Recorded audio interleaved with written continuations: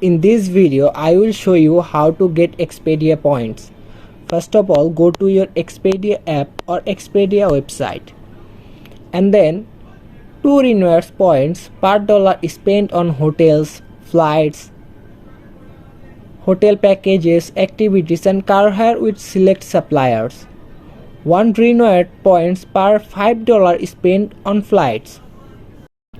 You will earn double rewards points for flights and hotel if using the Expedia mobile app. Points will be awarded once your booking has been completed in accordance with the following time frames. Category: flights, holiday packages, hotel paid at a time of booking, activities.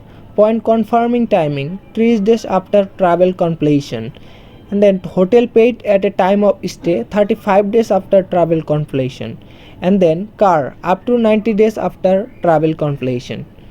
And then rewards point will not expire as long as there is a qualifying purchase or redeeming activity through Expedia at least on every 18 months. That's how you can get Expedia points.